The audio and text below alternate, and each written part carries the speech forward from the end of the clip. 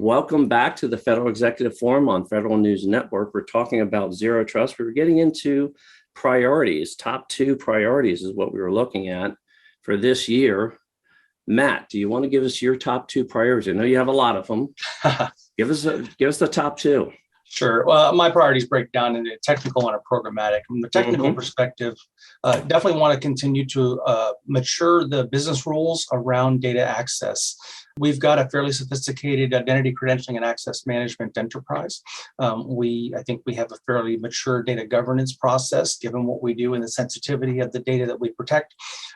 Where we're moving forward now is on building those attribute-based access controls, and communities of interest around that to sort of adjudicate what access to what data to what person at what time and in what context, right? So we've talked a little bit about the dimension of mobility. The IC does embrace aspects of mobility and certainly internal mobility across the intelligence community of its 18 members.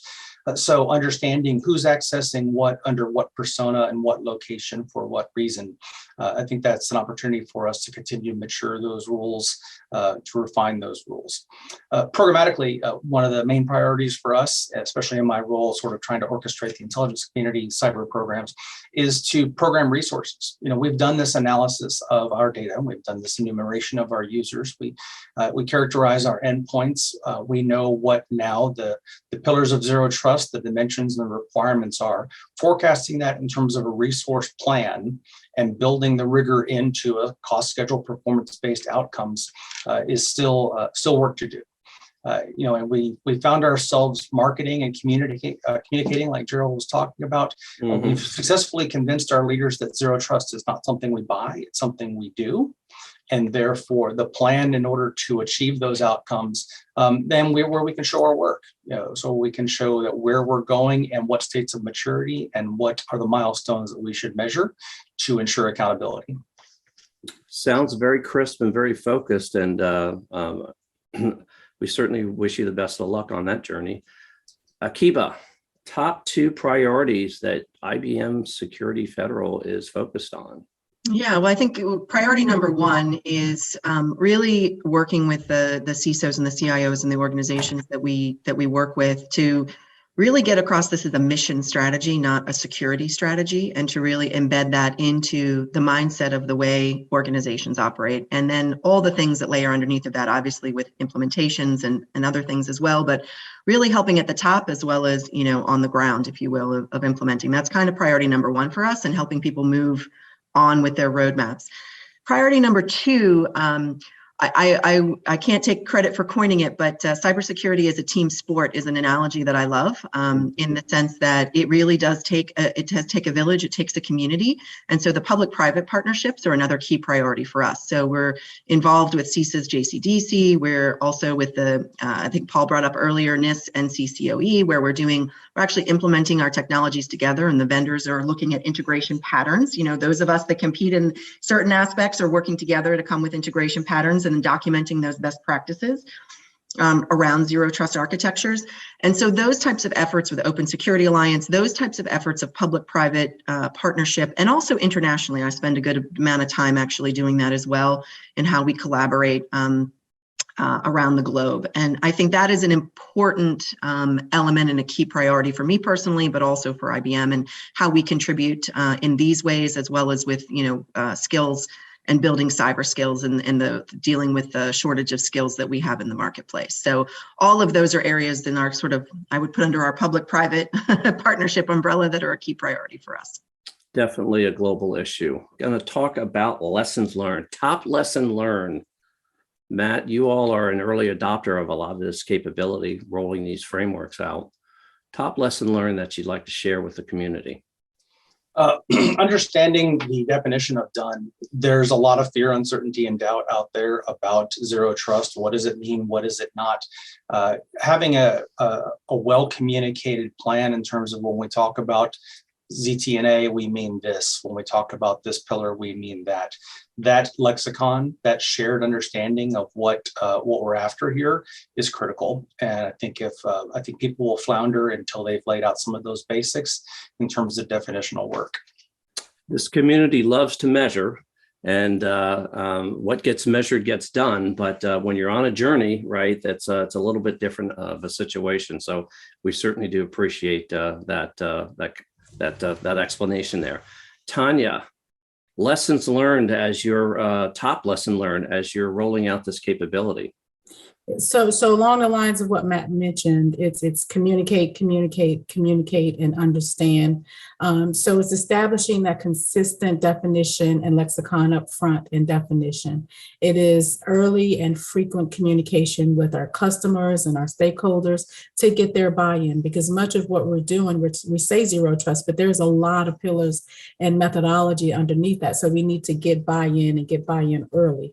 So we engage with our customers early. We make sure that they understand the value proposition of the implementation and solutions that we're doing to get us to a strong zero trust architecture. And then we move into a centralized management approach and commonality underneath implementing that. The other lesson, though, if I can share too with you, is that, with the issuance of all the mandates and the concise timeframes by when we needed to implement, I think I mentioned earlier before, we left the gates running, right? We were trying to implement within the time frame. So we moved away from our fundamental program and project management approaches to clearly defining definitions and goals and priorities up front. So we had to take a step back and establish what we call a fusion team. So we dedicated PM resources for zero trust methodologies, as well as fusion teams comprised of our architecture community, our cybersecurity community, and our operational community to really define the direction we were heading, establish goals and metrics, and stick to it.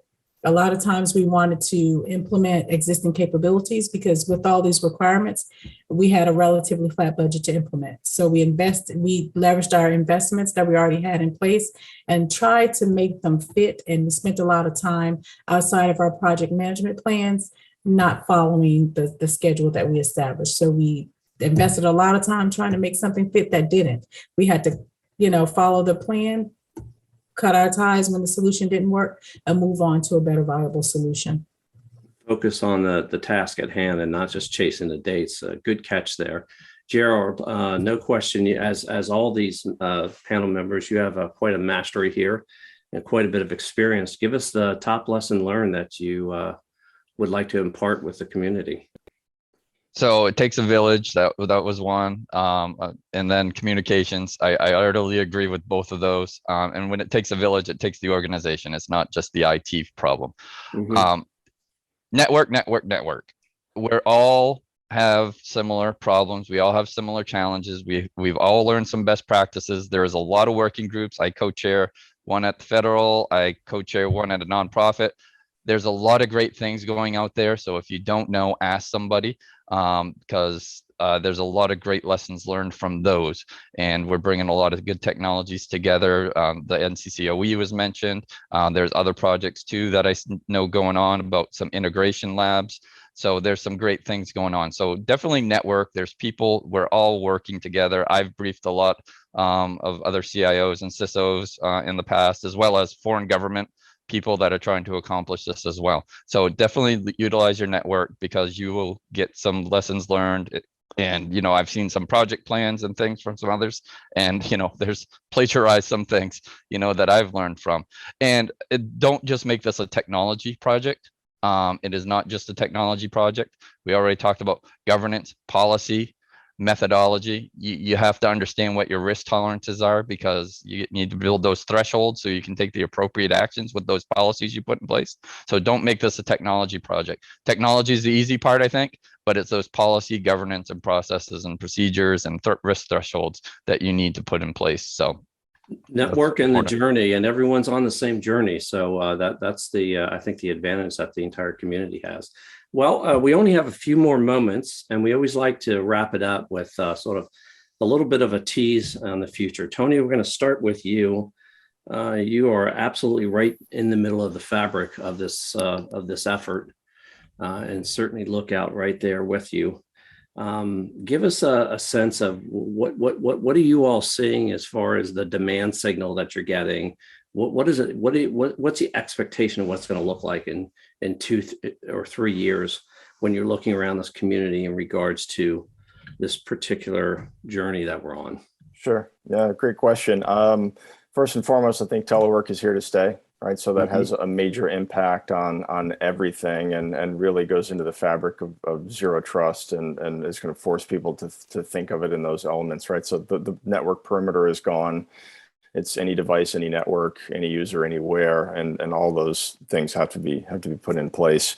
I think also, while the ultimate goal of zero trust is really to provide security, the organizations that are involved, it goes so much more beyond the CISO organization. So it brings a lot of different groups together that may not have worked as closely as they have in the past. You've got network infrastructure, potential VPN replacement, legacy apps, legacy government data centers. You've got app and cloud organizations. You've got mobile and end user computing organizations, and of course, the CISO organization. All of them have to come together to work together to participate in rolling out zero trust solutions. And I think once those organizations begin to come and work more closely together, they will stay more closely aligned to the future, because I think, as everybody believes here and has stated, that zero trust is a journey. We'll probably, it's something you never get to. You're always chasing it. It's always changing.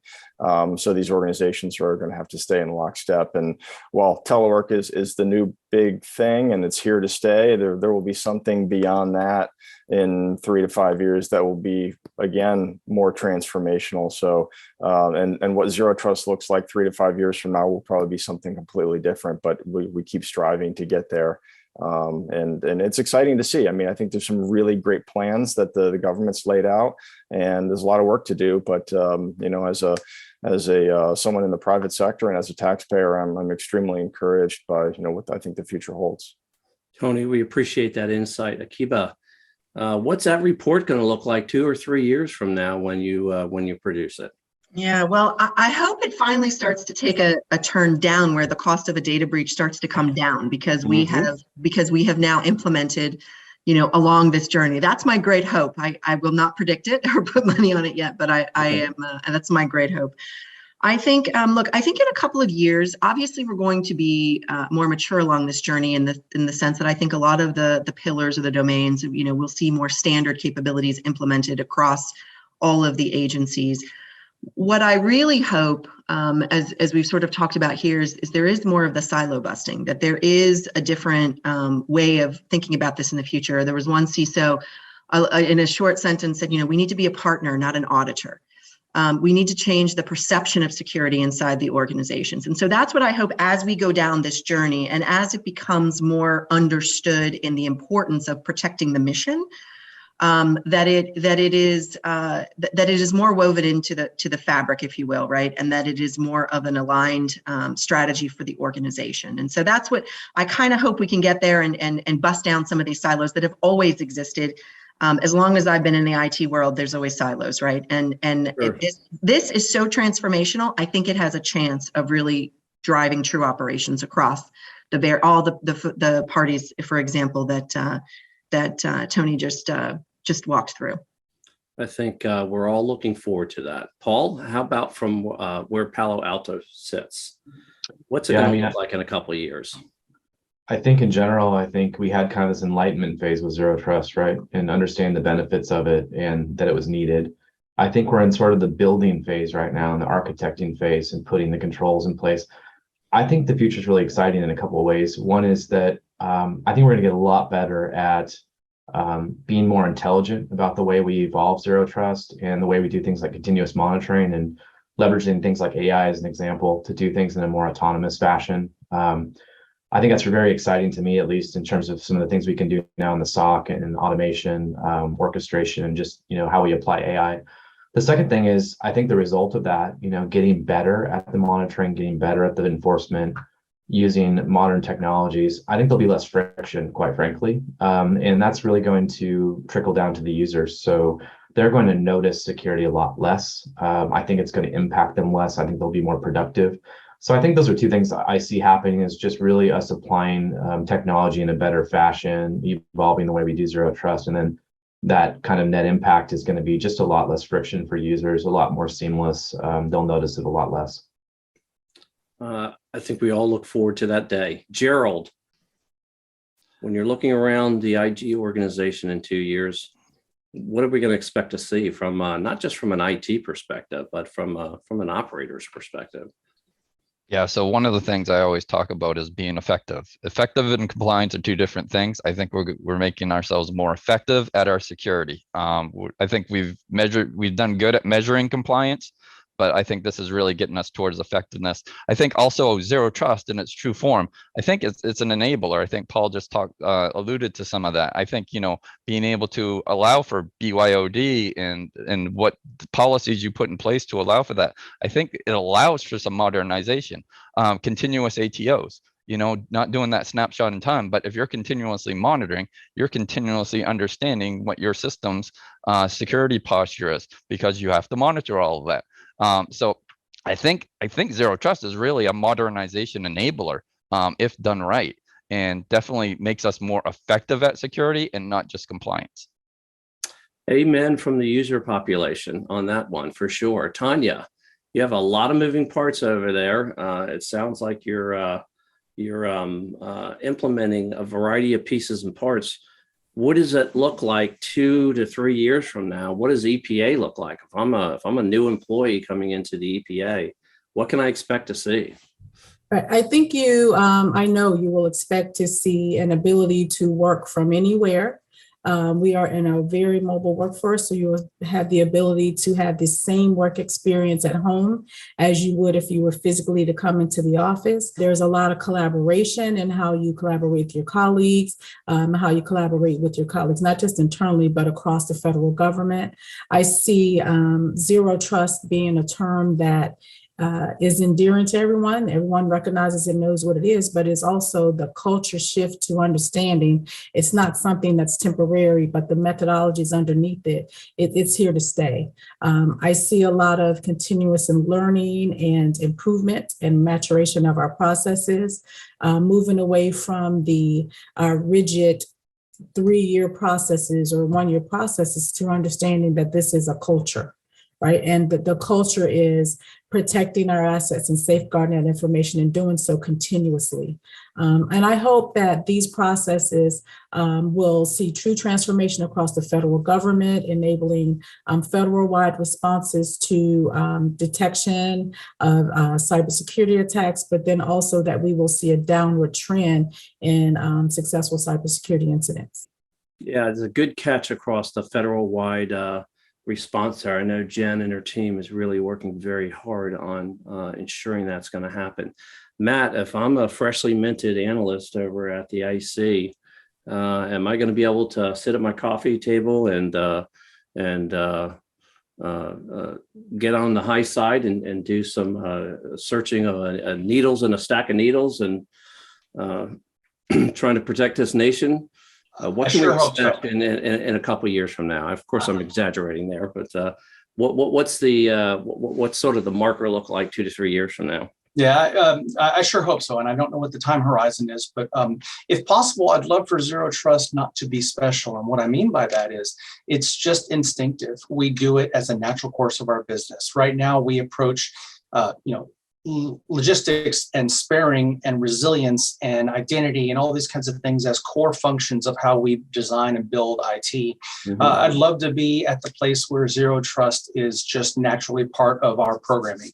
It's part of how we approach program management and program management reviews. It's how we approach accountability. It's part of our conversation with leadership. And it's just another discipline of information technology that we instinctively know. And so for that new analyst, I would love for that new analyst to start understanding this is going to be a zero trust environment. I'm going to have these attributes. I'm going to have these accesses. I'm going to have these responsibilities. And it's just part of how we're doing business. Years ago, we didn't go out and create big client server architectures. We sort of transitioned there. And now we don't think about stuff like that or the future of API enabled microservices.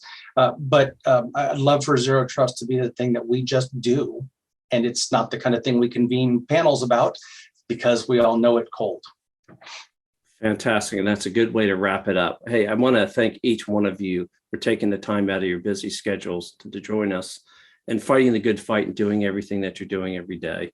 I'd also like to thank the sponsors for supporting us on this show. I'd like to thank the good people here at Federal News Network that make our program so successful and enjoyable. And most of all, I want to thank you, the listening audience that tune in every month. You're listening to the Federal Executive Forum, part of the Federal News Network.